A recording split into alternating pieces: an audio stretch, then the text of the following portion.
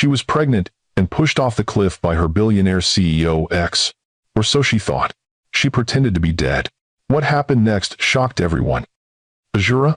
His voice cracked on the second syllable, a name he hadn't spoken aloud in 6 years. She froze, the yacht blueprint slipping from her fingers as the blood drained from her face. The man before her, impeccably dressed in a tailored suit that couldn't quite disguise the haunted look in his eyes, took a step closer. "That's impossible," he whispered. "You're dead. I identified your body." "I'm sorry," she managed, desperately maintaining the lie that had kept her alive. "My name is Mira. You must have me confused with someone else." But the little girl clinging to her leg looked up with curious eyes identical to the man staring at them both in shock. Eyes that made denial impossible. "She has my eyes," he said, his voice breaking. "My exact eyes." The child spoke up innocently, dooming her mother's carefully constructed deception. "Mommy, why is that man crying? Have you ever wondered what it would take for you to fake your own death? What kind of betrayal would make you abandon everything, your name, your past, your entire identity, just to survive? And what would happen if, after years of living in the shadows, the very person you were hiding from suddenly stood before you, not as the monster in your nightmares, but as someone who might have been a victim too?" This is the story of Azura Thorne, a woman who fell from a cliff and chose to let the world believe she died that day. And of Beckett Rhodes, the powerful man she was convinced had tried to kill her and their unborn child. But sometimes, the truth is more twisted than even our darkest fears. Sometimes, the villain in our story is wearing someone else's face. Join me, Mr. Wentworth, as we unravel a tale of deception, betrayal, and the shocking truth that threatens to destroy the fragile new life Azura has built from the ashes of her old one. If you're ready for a story that will challenge everything you think you know about trust, revenge, and second chances, stay with me, and don't forget to like and subscribe to Lux Love Chronicles for more stories that will leave you questioning who the real villains are in the games people play. 6 years earlier, the steady beep of medical monitors was the first sound Azura Thorne heard as consciousness slowly returned to her broken body. The pain was immediate and overwhelming, sharp stabs in her ribs, dull throbbing in her head, and a peculiar numbness in her left leg. Her eyes fluttered open to a sterile hospital room, the harsh fluorescent lights sending daggers through her skull. "She's awake," a female voice said from somewhere to her right. "Azura, can you hear me?" Azura tried to respond, but her throat felt like sandpaper. A straw appeared at her lips, and she gratefully sipped cool water. What happened?" she finally managed, her voice barely a whisper. A woman in a white coat leaned into her field of vision, early 50s. Sharp, intelligent eyes behind tortoiseshell glasses, silver-streaked dark hair pulled back in a practical bun. "I'm Dr. Linnea Frost. You fell from Raven's Point Cliff. A hiker found you on the rocks below. It's a miracle you survived." "Fell? No, that wasn't right." The memories came flooding back in disjointed fragments. The argument with Beckett at the cliff's edge, his face contorted with rage when she told him about the pregnancy, his hands on her shoulders, the sudden terrifying sensation of falling backward into nothing but air. "He pushed me," Azura gasped, trying to sit up despite the explosion of pain in her ribs. "Beckett pushed me." Dr. Frost gently pressed her back against the pillows. "Try not to move. You have 4 broken ribs, a concussion, and your left femur was shattered. We've inserted a rod to stabilize it." "My baby," Azura suddenly remembered, her hands flying to her stomach. "I'm pregnant. Is my baby okay?" A moment of hesitation crossed the doctor's face. "I'm sorry, but the trauma was too severe. You lost the baby." The words hit Azura like a physical blow, knocking the air from her lungs. She turned her face away, hot tears spilling down her cheeks as a primal grief washed over her. Beckett had not only tried to kill her, but had succeeded in killing their child. The betrayal was so complete, so devastating that for a moment she wished the fall had killed her too. "The police will want to speak with you," Dr. Frost continued after giving her a moment to process. "If someone pushed you, that's attempted murder." "1. Attempted murder." The words echoed in Azura's mind alongside the image of Beckett Rhodes, technology wunderkind, billionaire CEO of Rhodes Innovations, and the man she had agreed to marry just 3 months ago. The man whose family had made their disapproval of her abundantly clear from the beginning. The man who had looked her in the eyes as he sent her plummeting toward what should have been certain death. "Has anyone been here?" Azura asked, suddenly terrified. "Does Beckett know I'm alive?" Dr. Frost's expression changed subtly, becoming more guarded. "No visitors yet. You were brought in as a Jane Doe. Your injuries were so severe that initial identification wasn't possible." A terrible thought occurred to Azura. If he thinks he killed me, he might try again when he finds out I survived. "You're safe here," Dr. Frost assured her. "Security has been instructed." "You don't understand," Azura interrupted, real fear coursing through her. "The Rhodes family owns half this city. They donate millions to this hospital. Their name is on the West Wing. There's nowhere I can hide from them." Dr. Frost studied her intently, as if making a decision. Then she glanced at the door before leaning closer. "There might be another option," she said, her voice dropping to just above a whisper. "But it would mean giving up everything, your name, your identity, your entire life." "What do you mean?" "What if Azura Thorne did die on those rocks?" Dr. Frost suggested. "What if we declare you dead, create a new identity, and transfer you to a facility where no one would think to look for you?" The proposition was so unexpected, so extreme that Azura could only stare in shock. "You want me to fake my own death? Is that even possible?" "With the right connections and motivation, many things are possible." Dr. Frost replied cryptically. "I have personal reasons for wanting to help someone in your situation, but you would need to decide quickly, before the police are formally involved." Azura's mind raced. Disappearing would mean abandoning everything, her small interior design business that she'd built from nothing, her modest apartment, the few friends she had. But what was the alternative? To live in constant fear, looking over her shoulder, knowing that one of the most powerful families in the country wanted her silenced. "Why would you risk your career to help me?" Azura asked, suspicious despite her desperate situation. Something dark flickered in Dr. Frost's eyes. "Let's just say I understand what it means to be targeted by powerful men who believe they're above consequences. This isn't altruism, Miss Thorne. It's solidarity." 3 days later, while still heavily sedated, Azura Thorne was officially pronounced dead. A body from the morgue, a Jane Doe of similar build and age, was identified as Azura by a grief-stricken Beckett Rhodes, who was too distraught to look closely at the facially disfigured corpse. The death was ruled an accident, the police investigation cursory at best. The Rhodes family's influence ensured minimal scrutiny, and Azura's lack of close family meant no one questioned the hasty cremation that followed. Meanwhile, the real Azura was transferred under heavy sedation to a private medical facility 3 states away, where she would spend the next 6 months recovering from her injuries and preparing for a life that was no longer her own. But the universe has a twisted sense of humor, and fate had one more shock in store. 2 weeks after arriving at the facility, Dr. Frost delivered news that changed everything. The tests were conclusive, she told Azura, who was finally able to sit up in bed without excruciating pain. "You're still pregnant. The baby survived." Azura's hand flew to her mouth.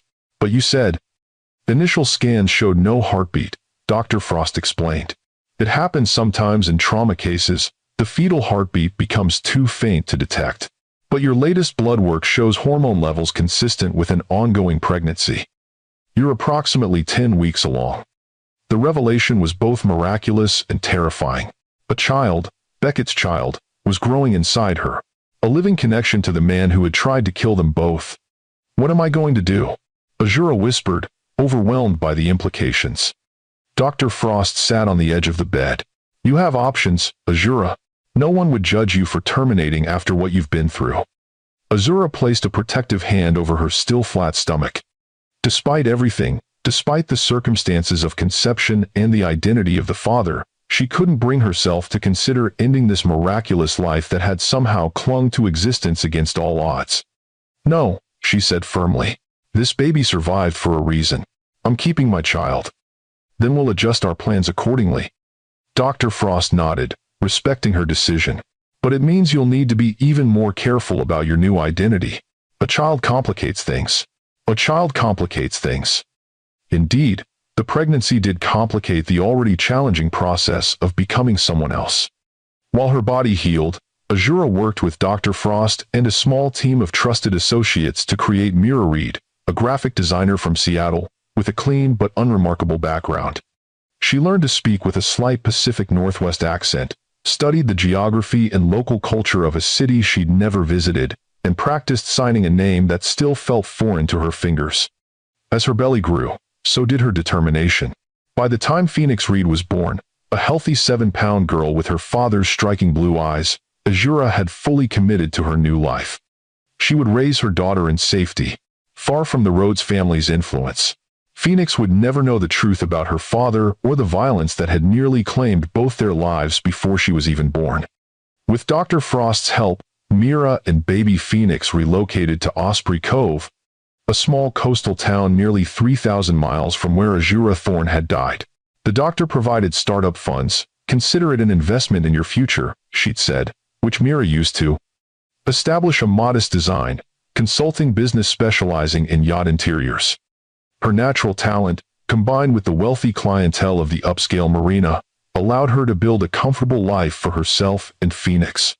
For 6 years, she lived in peaceful anonymity. Phoenix grew into a bright, curious child with an uncanny aptitude for puzzles and patterns that sometimes made Mira's heart ache with the reminder of her father's brilliant mind. The nightmares never completely disappeared. Mira would still sometimes wake gasping for breath, the sensation of falling vivid in her mind, but they became less frequent as time passed. Until the day the past came roaring back into her carefully constructed present. Mira was in her small studio office at the marina, reviewing blueprints for a luxury catamaran interior, when her assistant Jade burst in without knocking. "Have you seen this?" Jade thrust her tablet into Mira's hands, eyes wide with excitement. Rhodes Innovations just announced their new neural interface. It's going to revolutionize everything. And guess what? Beckett Rhodes himself is coming to the tech conference at the Grand Harbor Hotel next week. Mira's blood turned to ice as she stared at the screen. There he was, Beckett Rhodes, looking only slightly older than she remembered. Same chiseled features, same confident posture, same intense blue eyes that she saw every day in her daughter's face. The eyes of a man who had pushed her off a cliff and left her for dead. "Are you okay?" Jade asked, noticing her boss's sudden pallor. "You look like you've seen a ghost." The irony of the statement might have made Mira laugh if she weren't struggling to breathe. "I'm fine," she managed. "Just a migraine coming on." After Jade left, Mira locked the door and sank to the floor, panic threatening to overwhelm her. Beckett Rhodes, here in Osprey Cove. Her carefully constructed safe haven suddenly felt like a trap. Should she run? Take Phoenix and disappear again? But where would they go? How many times could she reinvent herself before the fragile foundation of her life crumbled completely?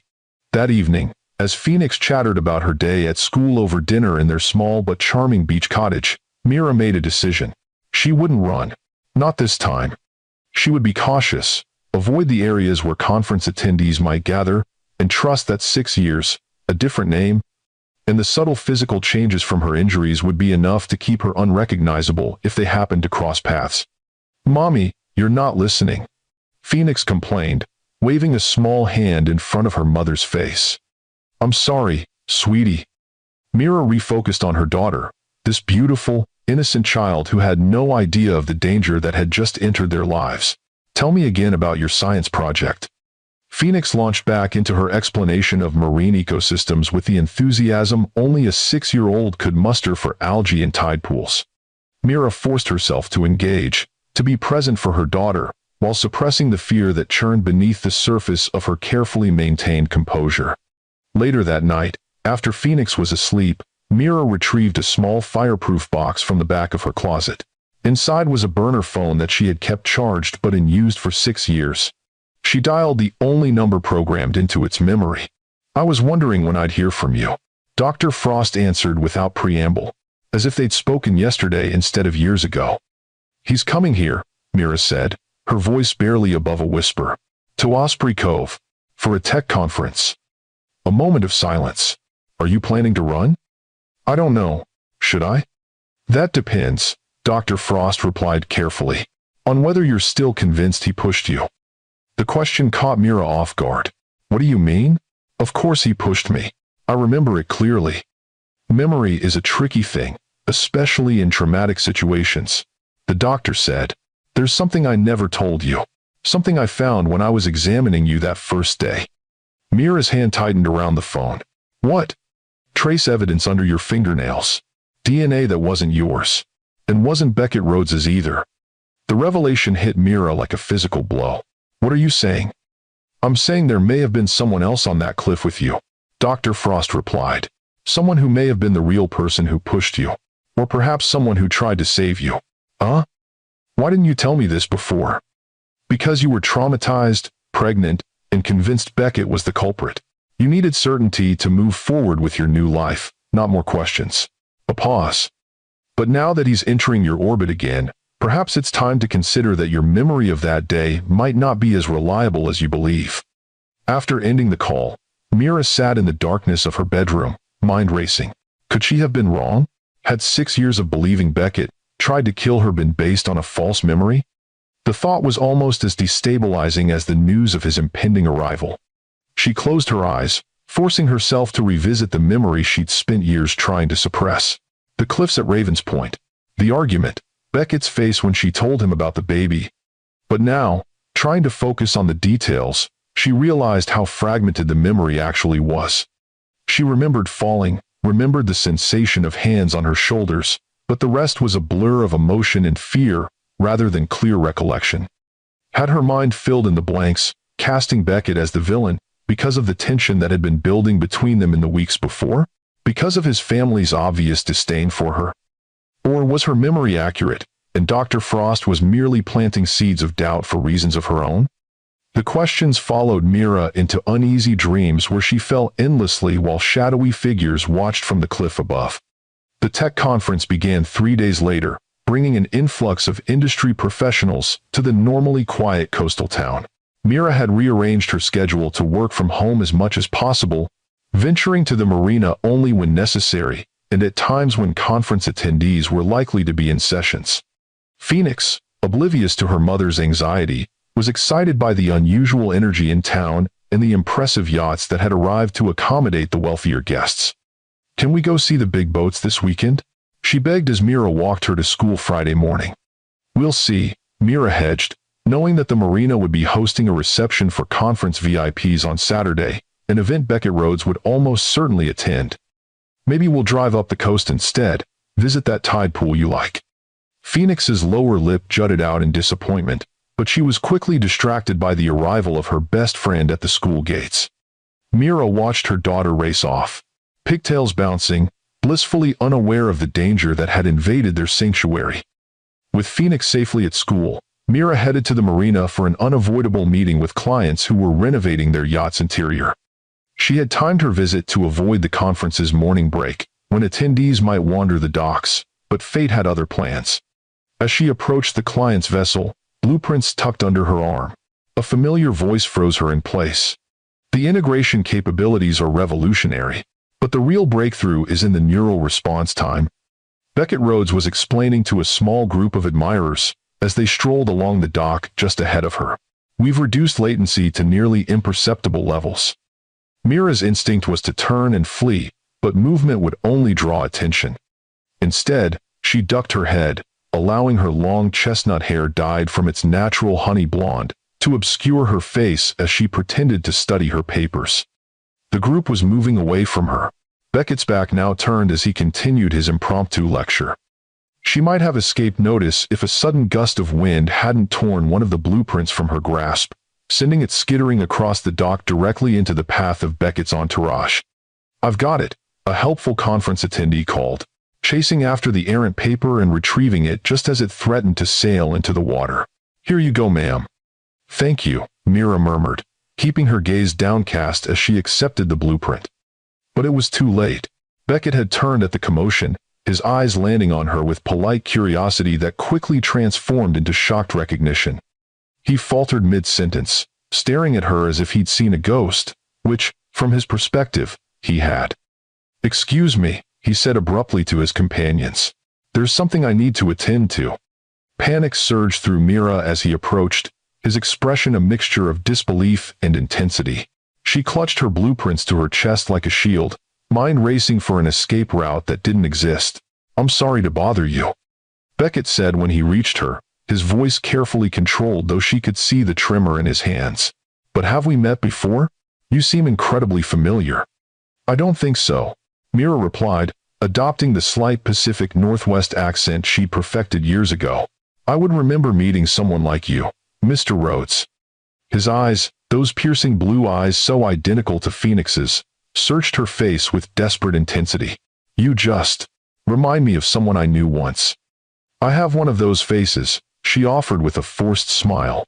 "Now if you'll excuse me, I have clients waiting." She moved a step around him, but he shifted slightly, not exactly blocking her path but making it clear he wasn't ready to end the encounter. "May I ask your name?" "Mira Reed. I design yacht interiors." She gestured vaguely toward the blueprints in her arms, fighting to keep her voice steady. "Mira," he repeated, studying her as if committing every detail to memory. "Do you mind if I ask how long you've lived in Osprey Cove?" The question sent alarm bells ringing in her mind. Why would he care how long she'd been here, unless he suspected something? "About 6 years," she answered truthfully, seeing no advantage in lying about information that could be easily verified. "Now I really must go. My clients are expecting me." This time, when she moved past him, he didn't try to stop her, but she could feel his gaze following her all the way to her client's yacht. The meeting passed in a blur, Mira going through the motions of professionalism while internally calculating how quickly she could get home, pack essentials, and flee with Phoenix before Beckett could confirm his suspicions. But when she emerged from the meeting 2 hours later, he was waiting on the dock, alone this time, his conference entourage nowhere in sight. "Miss Reed," he called, approaching with determined strides. "I apologize for ambushing you, but I was hoping we might talk." "I'm very busy, Mr. Rhodes," she replied, quickening her pace toward the marina office where Jade and others would be working, witnesses who would make any confrontation too public for comfort. "Please," he said, and something in his voice, a note of raw emotion she remembered all too well, made her pause despite her better judgment. 5 minutes, that's all I ask." "Why?" she challenged, finally meeting his gaze directly. "What could you possibly have to say to a stranger?" "Because you're not a stranger," he said quietly, his voice dropping so only she could hear. "Are you, Azura?" The name hit her like a physical blow.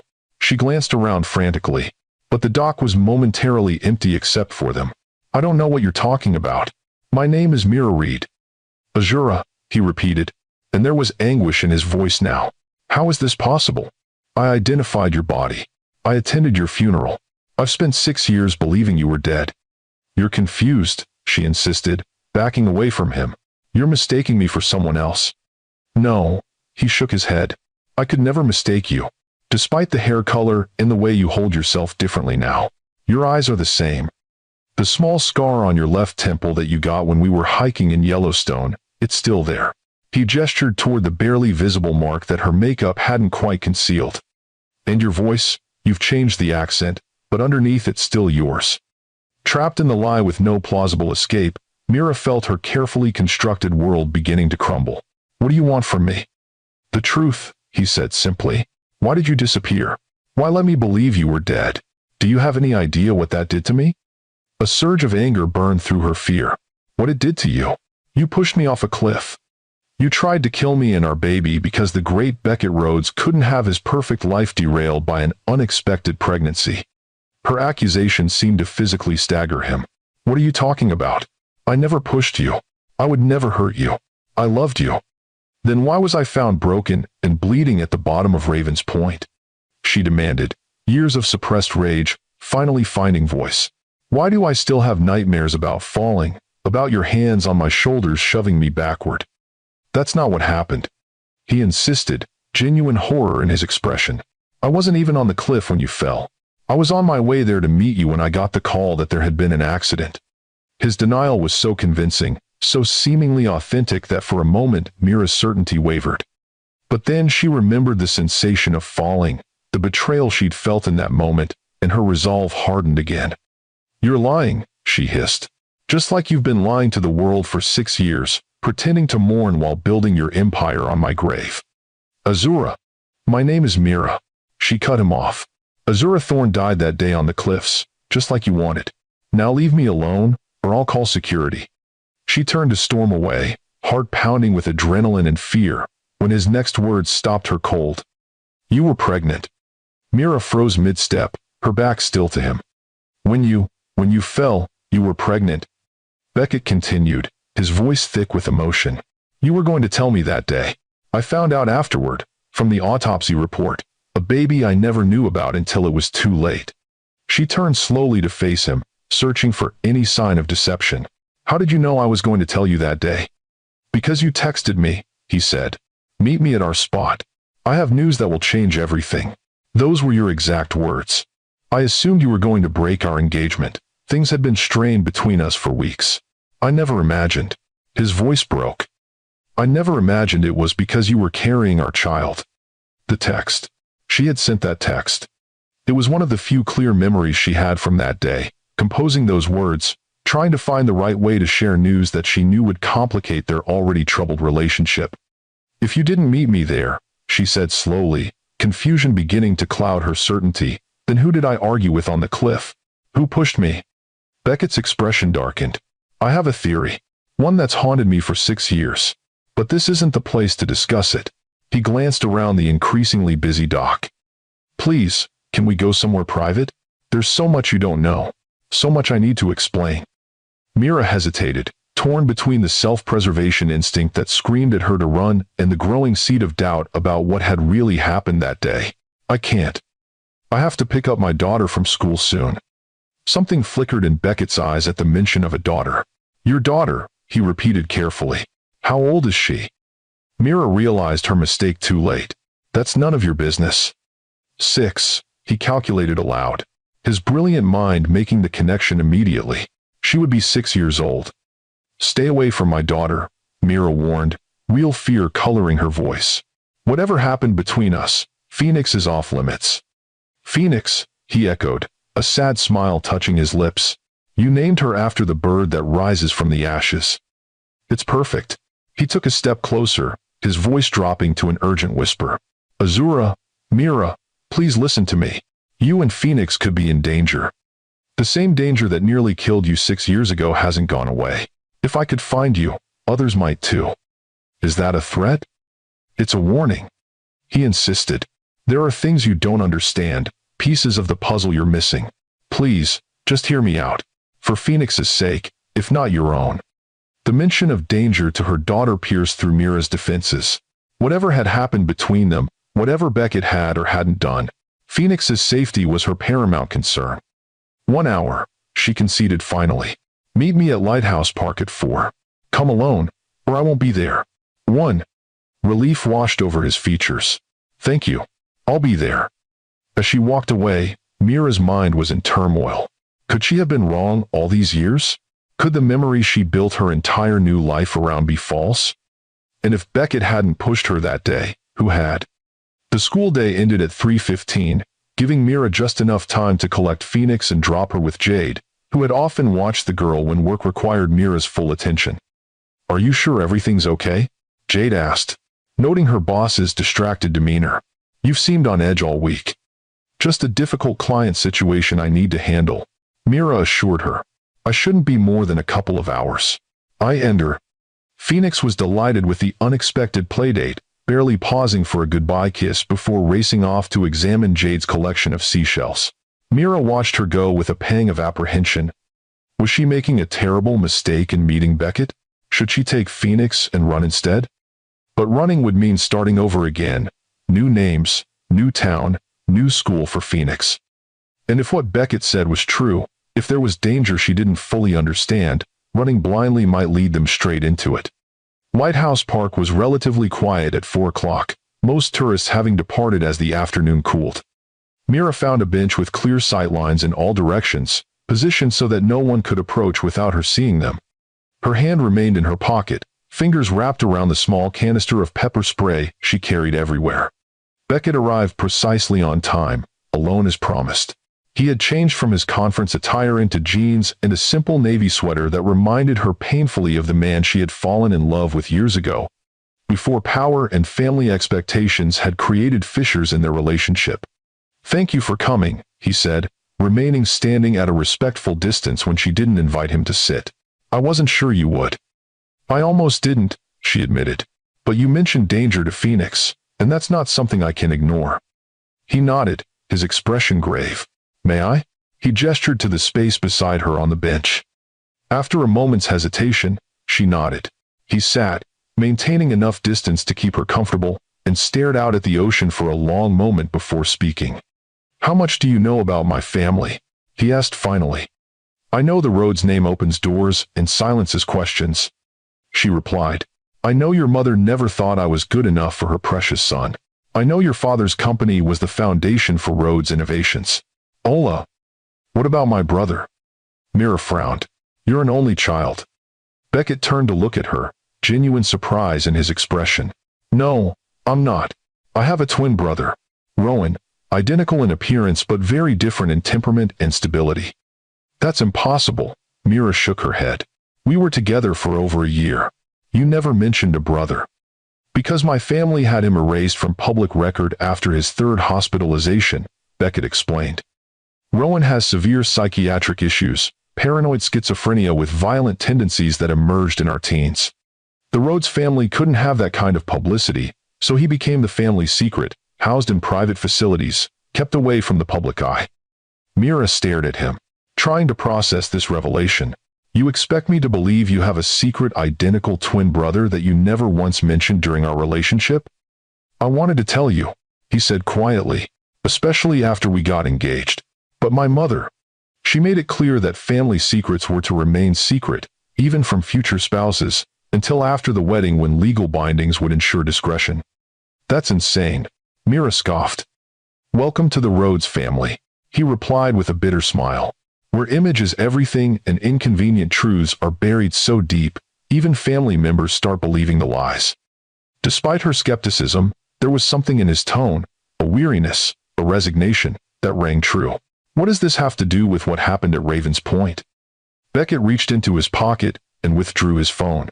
3 weeks before your fall, Rowan had escaped from his facility. The family kept it quiet, using private security to search for him instead of police.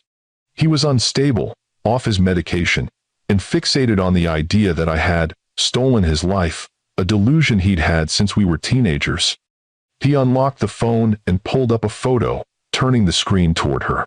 This is security camera footage from a gas station 2 miles from Ravens Point. It was taken 1 hour before you fell. Mira's blood ran cold as she stared at the image. It showed a man who looked exactly like Beckett, but with longer, unkempt hair and wild eyes. The timestamp confirmed what he was saying. That day, when you texted about meeting at the cliffs, I was actually in a meeting with the board. My phone was off. By the time I saw your message and headed to Ravens Point, emergency services were already there. His voice broke slightly. They told me you'd fallen, that it was too late. I never got to say goodbye. You're saying your brother pushed me? Mira said slowly, struggling to reconcile this new information with the memory that had defined her existence for 6 years.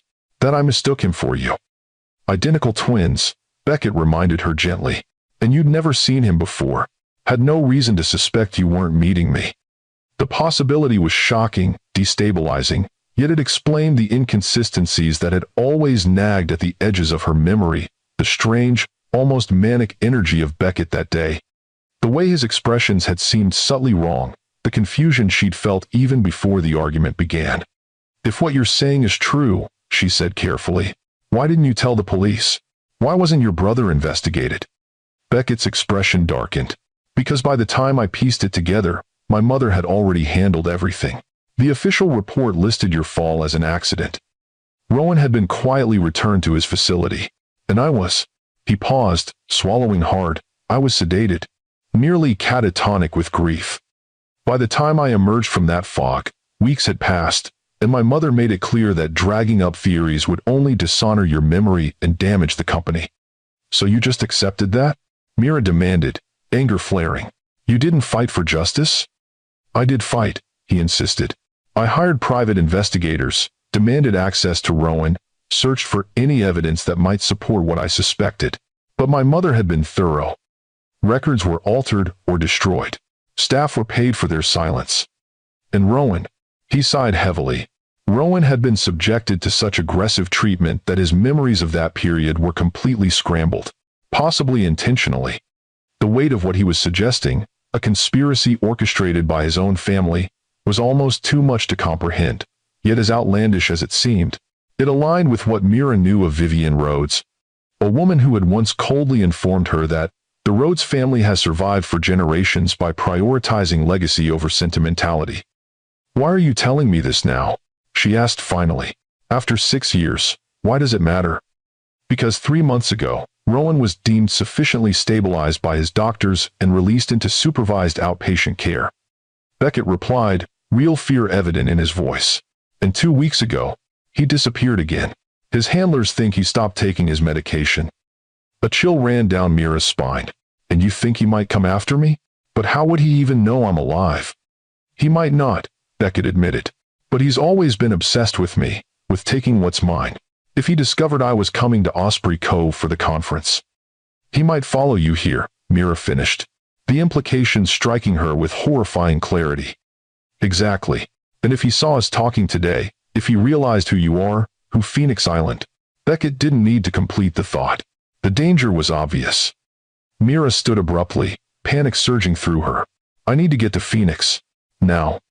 I'll come with you," Beckett offered, rising as well. "No," she shook her head firmly. "I don't know if I believe your story, and even if I do, I'm not ready for Phoenix to meet you. Not yet." Something like pain crossed his features, but he nodded in acceptance. "At least let me give you my private number.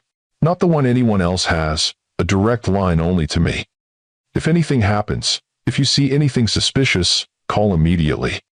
After a moment's hesitation, Mira held out her hand for his phone, entering the number into his contacts. "I'm not promising anything beyond keeping Phoenix safe," she warned him. "This doesn't mean I trust you." "I understand," he said quietly. "But Azura, Mira, whatever name you choose, just know that not a day has passed in 6 years that I haven't mourned you. Finding you alive, it's the miracle I stopped believing was possible." His sincerity was disarming, echoing the man she had once loved rather than the monster who had populated her nightmares.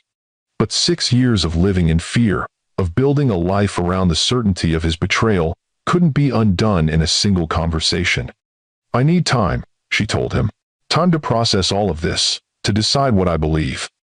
"Of course," he agreed readily. "I'll be at the conference until Sunday. After that, I can arrange my schedule around whatever makes you comfortable."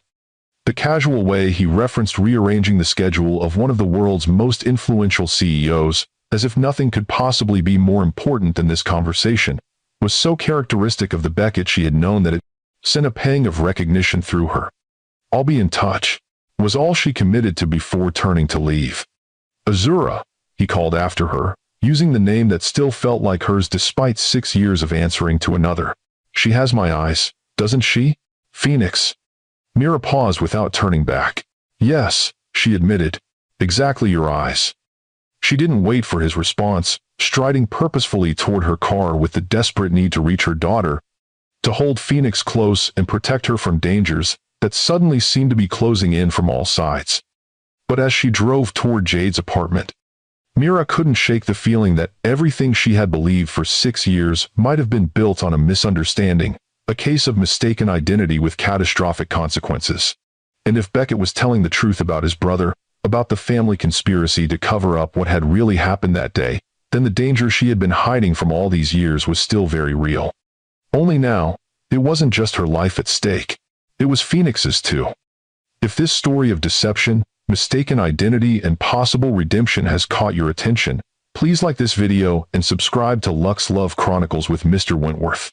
In our next episode, we'll discover if Mira can trust Beckett's incredible story, what really happened on that cliff 6 years ago, and most importantly, whether a mother's fierce protection will be enough to save her daughter from a danger she never saw coming.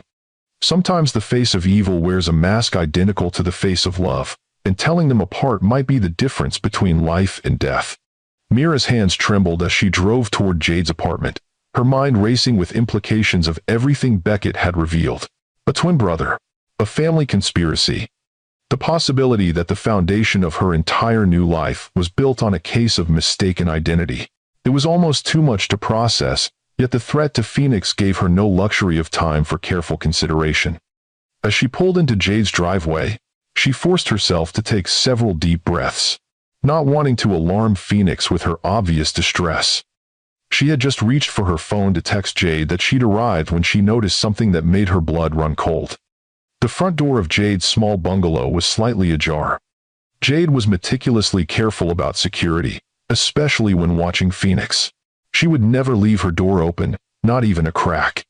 Fighting rising panic, Mira dialed Jade's number with shaking fingers. From inside the house, she could hear the distant ringing of a phone, but no one answered.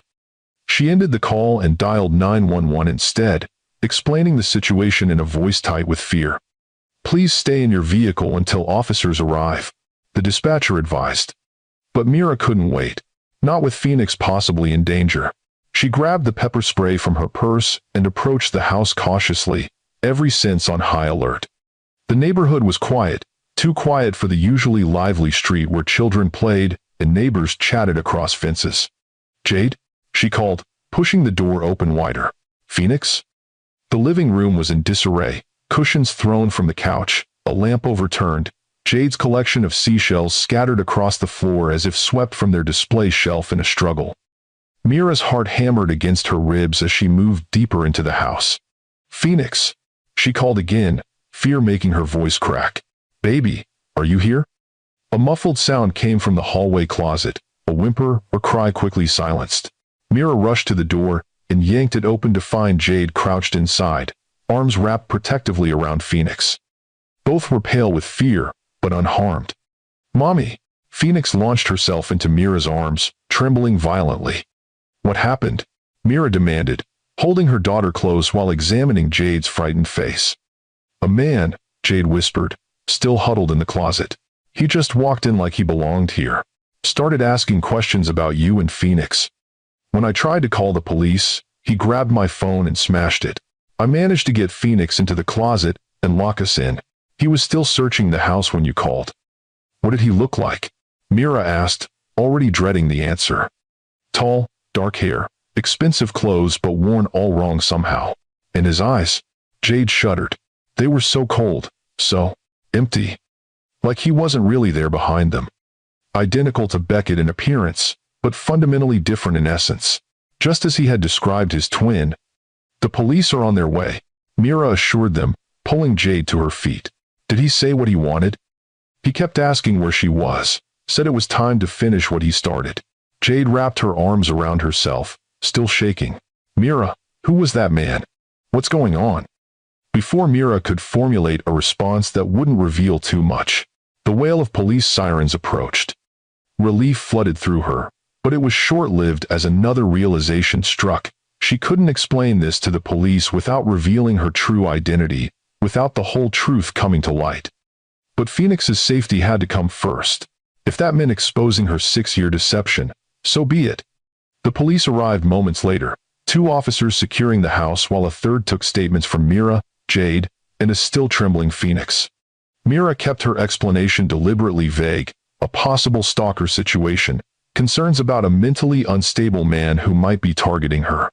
She provided a description that matched Rowan but claimed no knowledge of who he might be or what he wanted. "We'll increase patrols in your neighborhood," the officer assured her after taking detailed notes. "But you might consider staying somewhere else for a few days, just as a precaution." Mira nodded, already mentally calculating their options. A hotel would be too public, too easy to track. Friends might unwittingly lead danger to their doors. There was really only one choice, though it terrified her almost as much as Rowan himself. Once the police had departed, promising to check back later, Mira turned to Jade. "I'm so sorry you were dragged into this. Are you okay?" Jade nodded shakily. "I think so. But Mira, who is that man? Why is he looking for you?" "Ice him." "It's complicated," Mira replied, unwilling to share the full truth even now. "But I'm going to make sure he can't hurt anyone else. Can you stay with your sister for a few days? Just until this is resolved?" "Of course," Jade agreed readily. "But what about you and Phoenix?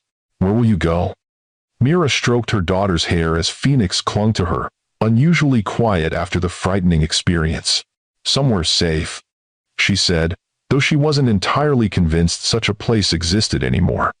After helping Jade pack a bag and seeing her safely into an Uber headed for her sister's house across town, Mira returned to her own cottage just long enough to gather essential items for herself and Phoenix.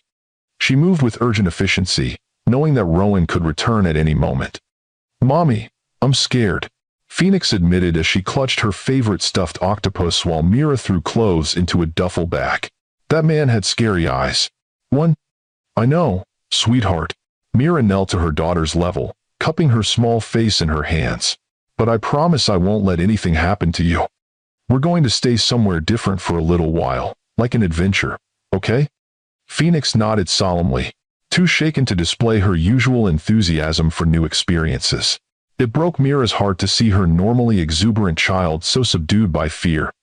With their bags packed and loaded into the car, Mira took one last look at the small cottage that had been their sanctuary for 6 years. She had a terrible feeling they might never return to it, that regardless of how this situation resolved, their life in Osprey Cove was over.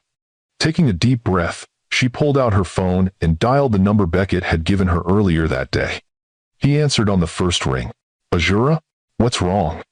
The genuine concern in his voice helped solidify her decision. "He was here, Rowan. He came looking for us at my friend's house where Phoenix was staying." A sharp intake of breath. "Are you both okay?" "Yes, but scared. The police came, but..." She hesitated, still not fully trusting him despite the mounting evidence supporting his story. "We need somewhere safe to stay. Somewhere he won't think to look." "My suite at the Grand Harbor," Beckett offered immediately. "It has separate bedrooms and top-tier security. No one gets in without being cleared." "I don't know." "Azura," he said gently, using her real name with a familiarity that still felt strange after 6 years as Mira. "I understand your hesitation, but right now, Rowan is the real threat. Let me help protect you and Phoenix." The mention of Phoenix tipped the scales. Whatever history lay between them, whatever truths or lies had shaped the past 6 years, her daughter's safety had to come first. "Text me the details," she conceded. "We'll be there in 20 minutes."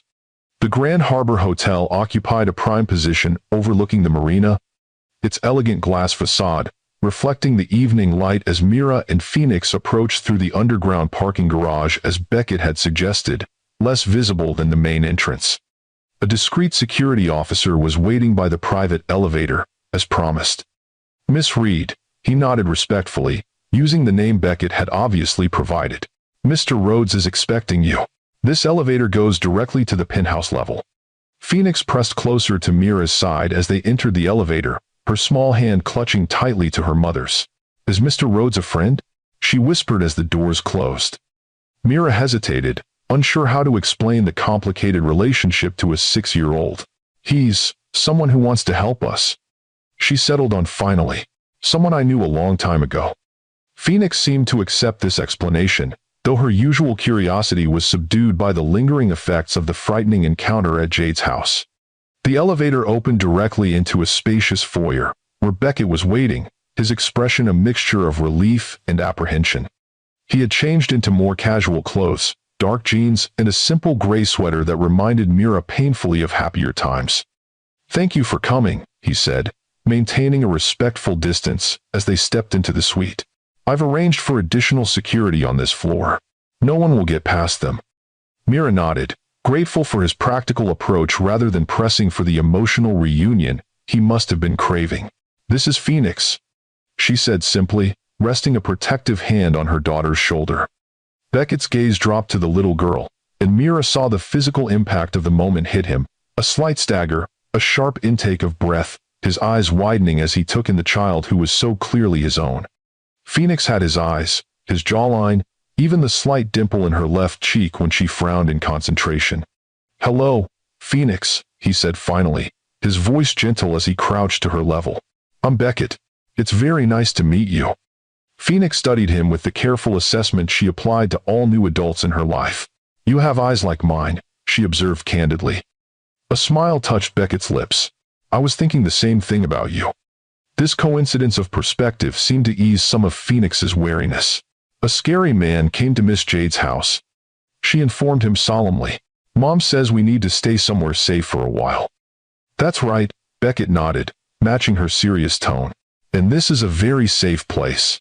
There are special locks on the doors and people downstairs making sure no scary men can come in. Phoenix considered this, then asked the question that had clearly been troubling her. Why does he want to find us? Did we do something wrong? No, sweetheart, Mira interjected quickly. You didn't do anything wrong at all. The scary man is confused. Beckett added carefully. He sometimes gets mixed up about things and people, but the important thing is that you and your mom are safe here. Phoenix nodded, seemingly satisfied with this explanation for now. I'm hungry, she announced. Emotional resilience of childhood, asserting itself as basic needs took precedence over fear. I ordered room service. Beckett gestured toward the dining area, where covered dishes waited. I wasn't sure what you'd like, so there's a selection. Thanks. As Phoenix moved toward the food, momentarily distracted by the impressive spread, Beckett turned to Mira with a more serious expression. We need to talk, he said quietly. About Rowan, about what happens next. After she's asleep, Mira agreed, nodding toward Phoenix. She's been through enough for one day. Dinner passed in a strange facsimile of normalcy, with Phoenix gradually relaxing enough to share details about her school and friends, while Beckett listened with undisguised fascination to every word from the daughter he just discovered. Mira observed their interaction with a complex mixture of emotions, gratitude for Beckett's natural ease with Phoenix, fear about what Rowan's appearance meant for their safety, and lingering uncertainty about whether she could fully trust the man sitting across from her. After dinner, Beckett showed them to one of the suite's bedrooms, a spacious room with 2 queen beds that would allow Mira to stay close to Phoenix. There's a connecting door to the main suite, he explained, but it locks from your side. You'll have complete privacy.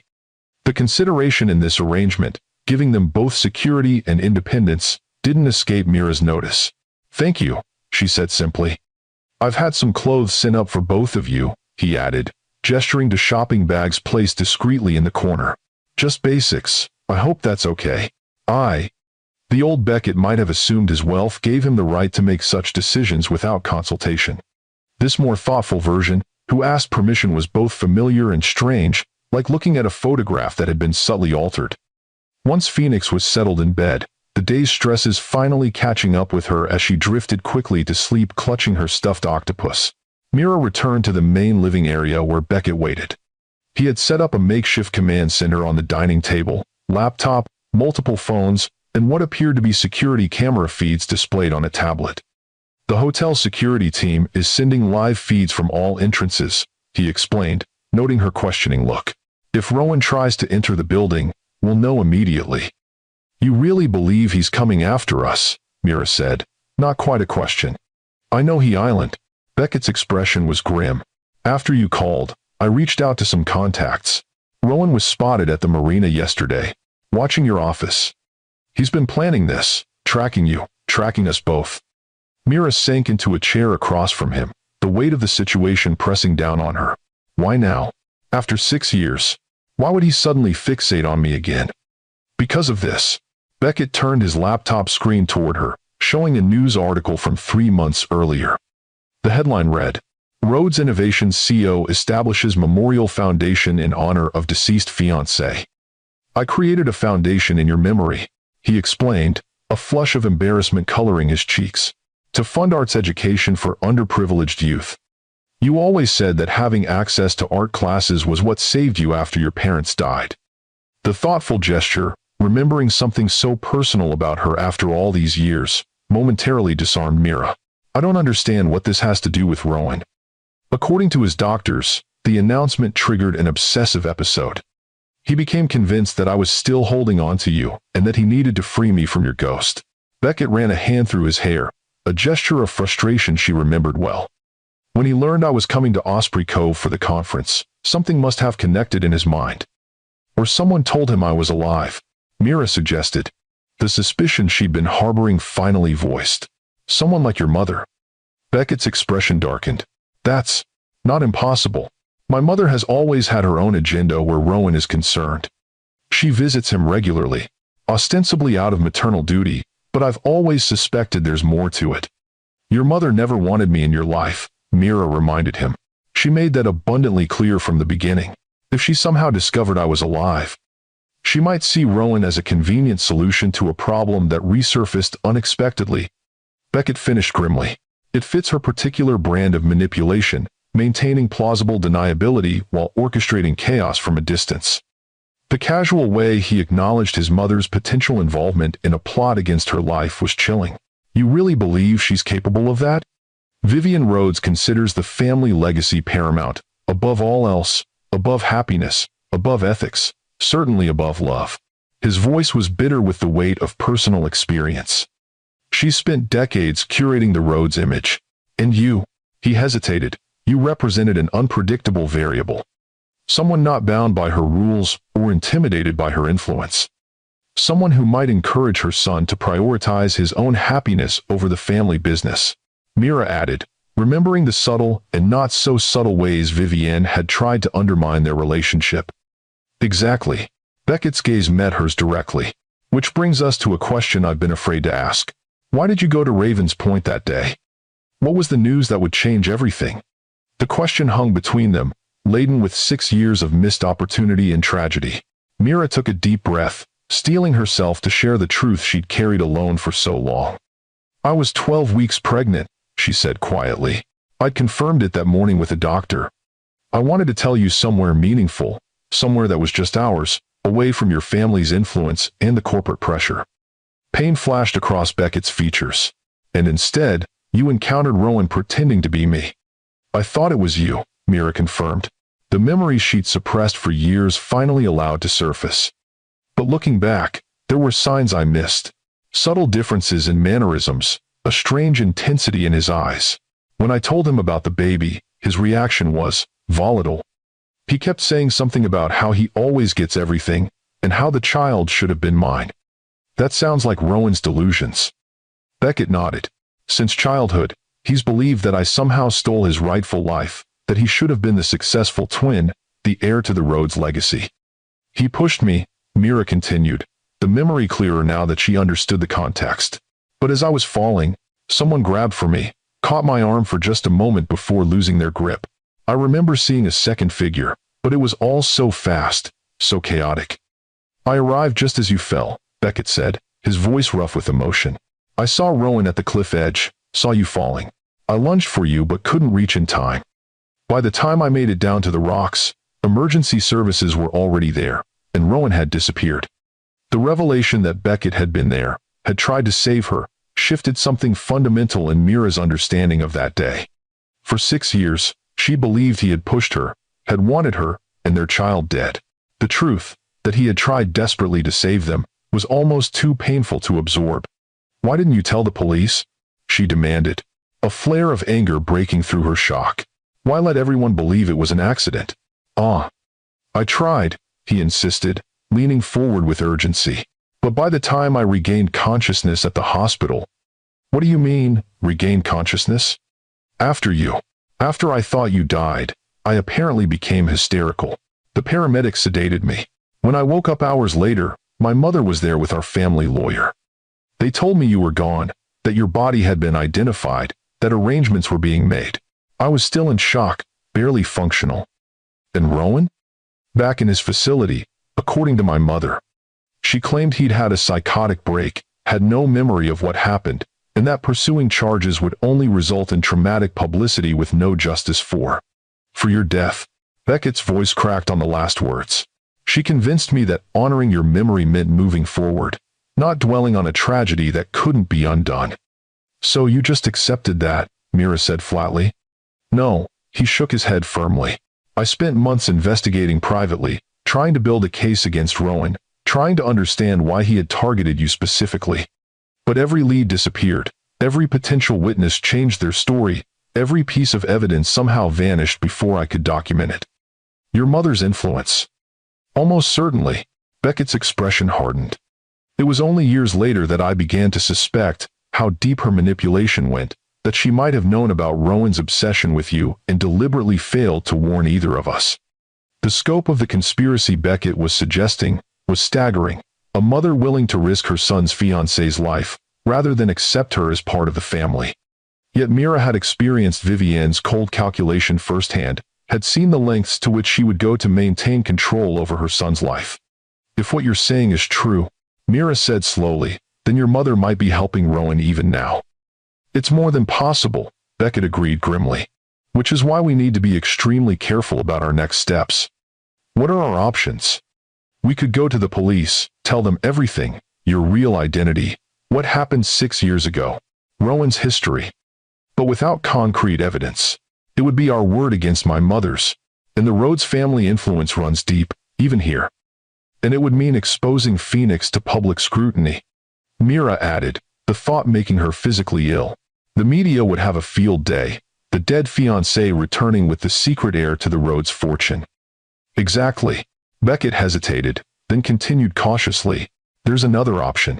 I have a private security team. I trust implicitly, people who owe their loyalty to me, not my family. They could relocate you and Phoenix somewhere safe while I deal with Rowan and my mother. You want us to run, Mira translated, a hint of her old fire returning. To hide while you handle everything. I want you to be safe, he corrected gently. Both of you. I've been hiding for 6 years, Beckett. I'm tired of running, tired of looking over my shoulder, tired of living a lie. She straightened, decision crystallizing. Whatever happens next, I want to face it directly.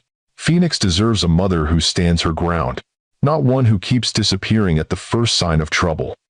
A smile ghosted across his lips, pride, respect, and something else she wasn't ready to name. You always were the strongest person I knew. Before she could respond, Beckett's phone chimed with an alert. He glanced down at the screen, his expression immediately shifting from reminiscence to sharp focus. Security alert, he explained, tapping rapidly on his tablet to bring up camera feeds. Someone's attempting to access the service elevator using a staff keycard that was reported missing an hour ago. Mira moved to his side, watching as the security camera showed a figure in a hotel uniform standing at the service elevator, head carefully angled away from the camera. Is it him? She asked, though she already knew the answer. It's Rowan, Beckett confirmed grimly. Security is responding, but we should prepare for the possibility that he might make it up here. He pulled open a drawer and removed a handgun, checking it with practiced efficiency. You keep a gun in your hotel room? Mira asked, startled. After 6 years believing my brother murdered the woman I loved. I don't take chances, he replied simply. Stay with Phoenix. Lock the bedroom door. I'll handle this. No. Mira shook her head firmly. We face this together. I need to know the truth, need to look him in the eye and understand why he tried to kill me, why he's still hunting me after all this time. Azura, it's too dangerous. Rowan is unstable, unpredictable, and I've spent 6 years becoming someone who doesn't back down from threats. She interrupted. I'm not the same woman who fell from that cliff, Beckett. I won't hide in the bedroom while you risk your life for us. Their standoff was interrupted by another alert from the tablet, the security team reporting that the suspect had escaped the service area before they could apprehend him. He knows we're on to him, Beckett said, moving quickly to secure the suite's main entrance. He'll try another approach. As if summoned by his words, a soft knock came at the door, not the forceful pounding of security or the aggressive entry they'd expected, but a gentle, almost hesitant rap. Room service, called a voice that was eerily similar to Beckett's, but with subtle differences. A slightly higher pitch, a faint tremor underlying the words. Beckett and Mira exchanged glances, silent communication passing between them with surprising ease despite their years apart. He moved to position himself beside the door, gun ready but out of sight, while Mira stepped to the side, grabbing a heavy crystal vase as an improvised weapon. We didn't order anything, Beckett called through the door. Complimentary champagne, the voice replied. For the tech conference keynote speaker. Leave it outside. I'll get it later. A pause. Then, I know she's in there, brother. I can feel her presence. You can't hide her from me forever. The pretense abandoned, Rowan's voice took on a more manic quality that sent chills down Mira's spine. Beckett tensed, his finger moving to the gun's trigger guard. Rowan, you need help, he said firmly. Let me call your doctors. We can work through this together. A harsh laugh echoed through the door. Always the reasonable one. Always the good son. Did you tell her how you stole my life? How it should have been me running the company, me with the perfect fiancé, me with the adoring public. No one stole anything from you, Beckett replied, his voice deliberately calm.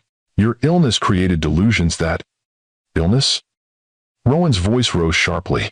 Is that what Mother calls it? A convenient illness to explain away the twin who didn't fit the Rhodes image? The twin who saw through her manipulations? Mira's grip tightened on the vase as she processed the implications of Rowan's words.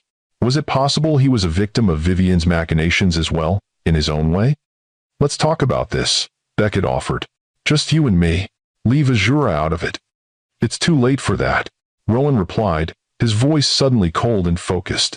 She's already part of this. She always was. Mother made sure of that. Before either of them could respond to this cryptic statement, a small voice from the bedroom doorway froze them both in place. Mommy?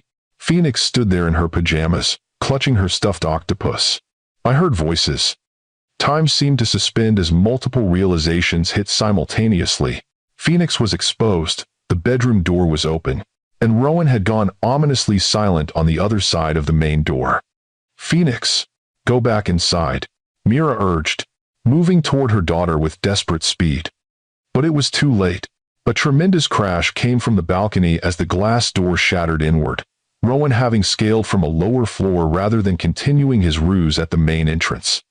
He stood amid the glittering shards, a perfect mirror image of Beckett save for the wild look in his eyes and the gun clutched in his trembling hand.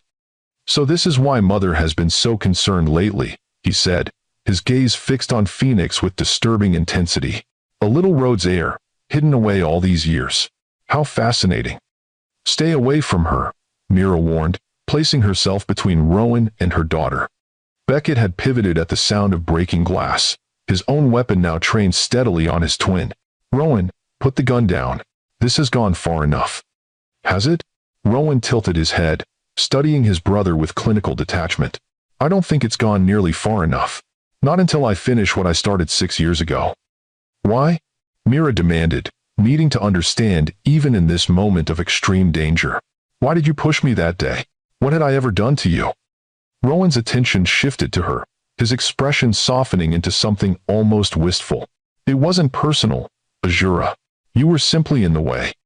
Mother explained it all so clearly. Beckett needed to focus on the company, on our legacy. Your pregnancy would have distracted him, diverted resources that rightfully belonged to the Rhodes bloodline. Mother told you to kill me? The confirmation of Vivian's involvement was both shocking and somehow unsurprising. Not in those exact words. Rowan smiled, the expression chilling on a face so identical to Beckett's. She simply pointed out how much better everything would be if you weren't in the picture. How Beckett would thank us eventually for saving him from a mesalliance. You're lying, Beckett interjected, though doubt had crept into his voice. Mother wouldn't go that far. Wouldn't she? Rowan laughed, the sound brittle and sharp. Who do you think suggested I take your place that day? Who provided me with your clothes, your cologne, details about your relationship that only a careful observer would know? Who promised me that if I helped solve the Azura problem, I could have a real place in the family again, instead of being hidden away like a shameful secret? The pieces aligned with terrible clarity. Vivian's determination to separate Beckett from Azura, her immediate control of the situation after the accident, her careful management of the narrative that followed. It hadn't been mere opportunism. It had been calculated orchestration from the beginning. I tried to save you, Beckett told Mira, his gaze never leaving his brother even as he spoke to her. When I realized what was happening, I raced to the cliff. I almost reached you in time. I remember, Mira said softly. Someone grabbed my arm as I fell. It was you. How touching, Rowan sneered. The star-crossed lovers, reunited against all odds. But you're forgetting something crucial. He shifted his aim toward Phoenix, who stood frozen in terror behind her mother. History has a way of repeating itself, doesn't it? Another cliff, another choice about who lives and who dies. No one is dying today, Beckett stated firmly, his gun unwavering. It's over, Rowan. Security is already on their way. There's no escape this time. I don't need to escape, Rowan replied with eerie calm. I just need to finish what I started. What Mother always intended. Everything happened in a blur of motion, Rowan lunging toward Phoenix, Mira throwing herself forward to intercept him, Beckett shouting a warning as he tried to get a clear shot without risking Mira or their daughter.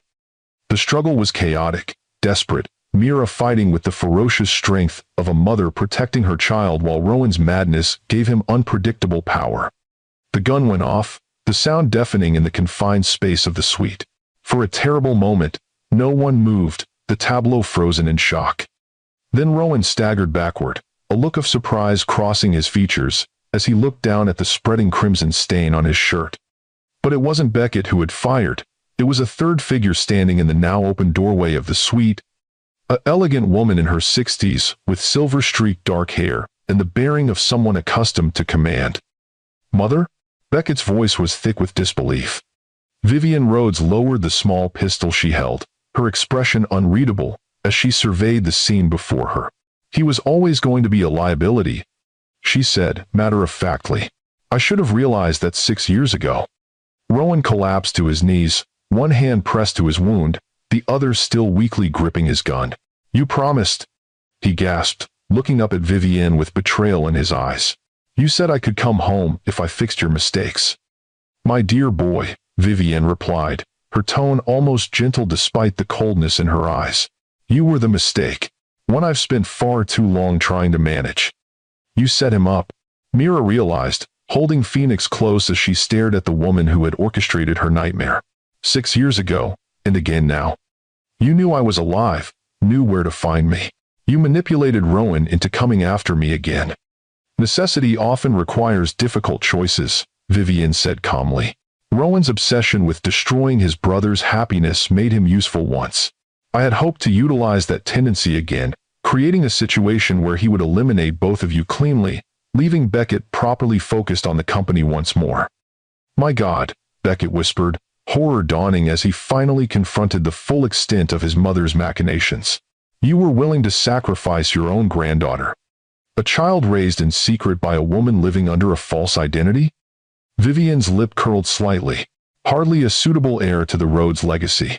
Better to start fresh, with a proper arrangement and appropriate prenuptial agreements. The casual dismissal of Phoenix's life, of Mira's years of sacrifice, ignited a fury in Beckett that transformed his expression into something almost as dangerous as Rowan's madness. "You're done," he said, his voice deadly quiet. "Done controlling this family, done manipulating lives, done destroying everything that doesn't fit your narrow vision of what the Rhodes name should represent." "Don't be dramatic, Beckett," Vivian sighed. "I've merely been protecting our family interests, as I've always done." "By committing attempted murder? Twice?" Mira demanded, unable to comprehend the woman's rationalization of her actions. "I prefer to think of it as pruning unhealthy growth to preserve the strength of the tree," Vivian replied with chilling detachment. "Now, I suggest we call security and explain how Rowan attacked you both, forcing me to shoot him in your defense. A tragic end to a troubled life, but one that allows us all to move forward appropriately." "There's just one problem with that plan," Beckett said, nodding toward the corner of the room where a small red light blinked steadily. "Every word of this conversation has been recorded. Every admission, every threat, every callous dismissal of human life in favor of your precious legacy." For the first time, uncertainty flickered across Vivian's composed features. "You're bluffing." "Am I?" Beckett's smile held no warmth. "I've spent 6 years investigating what really happened to Azura. Did you think I wouldn't take precautions when Rowan resurfaced? That I wouldn't be prepared for every contingency, including your involvement?" The standoff was interrupted by the arrival of hotel security, followed closely by police responding to the report of gunshots. The next hours passed in a blur of statements and medical attention. Rowan rushed to surgery with a non-fatal wound, Vivian taken into custody despite her imperious protests, Mira and Phoenix examined by paramedics, though thankfully neither had been physically harmed. Through it all, Beckett remained a steady presence, handling officials with practiced ease while ensuring Mira and Phoenix were protected from unnecessary questioning and media attention that had inevitably begun to gather as rumors spread of drama in the Rhodes family. It was nearly dawn when they were finally alone again, Phoenix having fallen into exhausted sleep in the bedroom that had mercifully remained untouched by the violence. Mira sat on the balcony, a blanket wrapped around her shoulders against the pre-dawn chill, staring out at the ocean that had been her sanctuary for 6 years. Beckett joined her silently, offering a cup of tea which she accepted with grateful hands. "The police have enough evidence to charge both of them," he said after a moment. Rowan for the attempts on your life, my mother as an accessory and conspirator. The recording was clear enough that even the Rhodes family influence can't make this disappear. Mira nodded, too drained for words.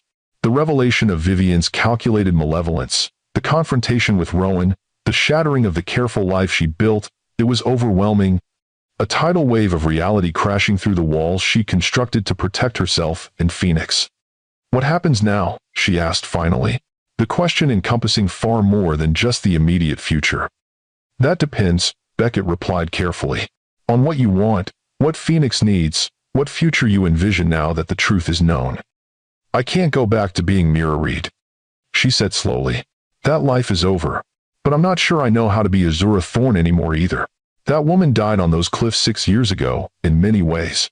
No, perhaps you don't need to be either, Beckett suggested. Perhaps you can be someone new, someone who carries the strength you found as Mira and the dreams you had as Azura. The idea was both terrifying and liberating, the possibility of integration rather than reinvention, of building on both parts of her life rather than choosing between them. And Phoenix? She asked, the question that mattered most. What does this mean for her? Beckett's expression softened at the mention of their daughter. Whatever you decide, whatever relationship you're comfortable with me having in her life. I won't pressure you, won't use the Rhodes name or resources to force my way into her world. But I'd like the chance to know her, to be her father in whatever capacity you feel is appropriate. The humility in his request, the absence of entitlement she might have expected, touched something deep within Mira. This was not the ambitious young CEO who had been manipulated by his family's expectations, nor the grieving man who had been deceived into believing he'd lost everything. This was someone tempered by loss, by regret, by the realization of what truly mattered. She needs stability, Mira said finally. After everything that's happened, she needs to feel safe, to understand that her world isn't going to keep shifting beneath her feet. Of course, Beckett agreed immediately. We can take things slowly, at whatever pace works for both of you. And us? She asked, finally voicing the question that hung between them. What happens to us, Beckett? He met her gaze directly, the intensity in his blue eyes, Phoenix's eyes, unwavering. 6 years ago, I lost the future I wanted more than anything. I lost you, lost our child, lost the life we might have built together. I've spent every day since then trying to understand what happened, trying to honor the memory of what we had. He paused, choosing his words carefully. I won't pretend those years didn't change me, didn't change you. We're different people now. But the core of what I felt for you, that hasn't changed. I spent 6 years hating you. Mira admitted quietly. 6 years believing you tried to kill me, that you valued your company more than our child. That hatred became a foundation I built my new life upon. I understand, he said, acceptance rather than hurt in his voice. And I don't expect that to disappear overnight, if ever.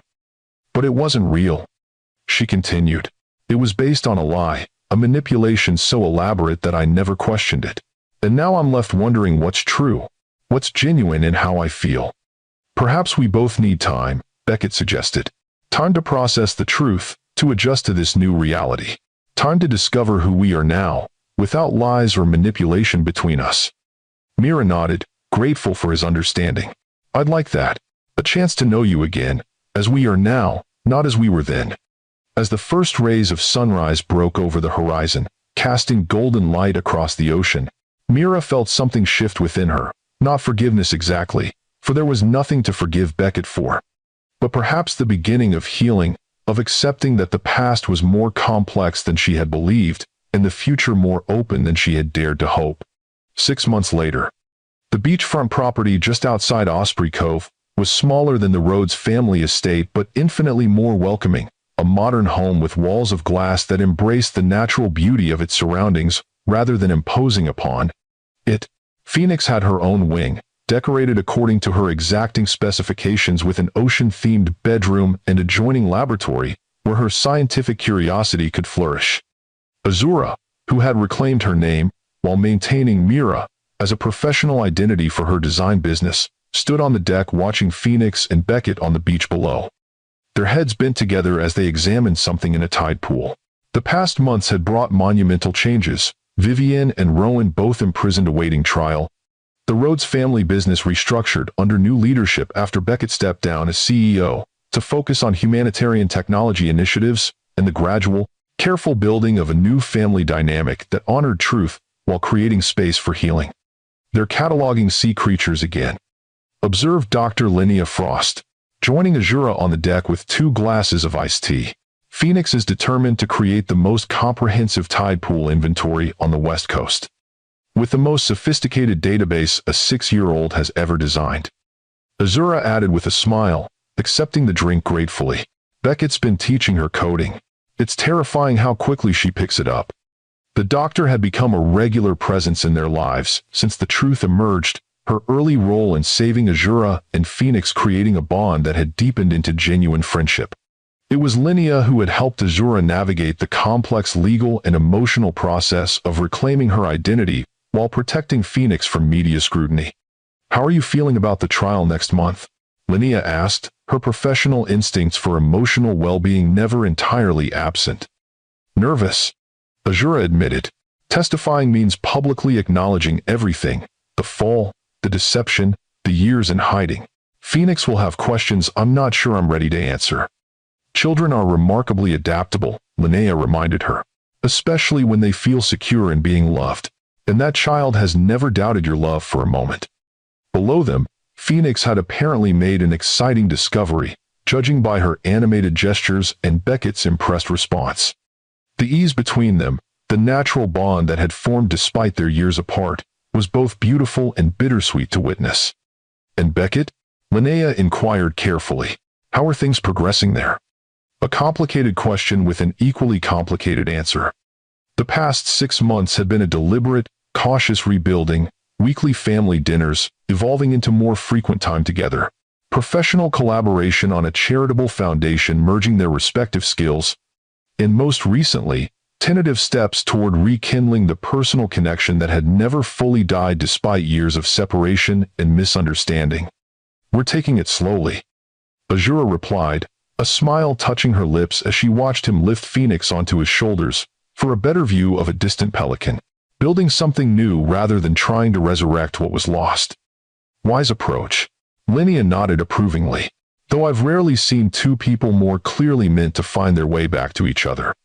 Before Azura could respond to this observation, Phoenix and Beckett were making their way up the beach path toward the house, their daughter racing ahead with a jar containing her latest marine specimen. "Mom, Dr. Linnea, look what we found," Phoenix exclaimed, carefully displaying a small, brilliantly colored sea star. "It's a juvenile Pateria miniata. Dad says they're uncommon in tide pools because they usually stay in deeper water." "That's wonderful, sweetheart." Azura examined the creature with appropriate admiration.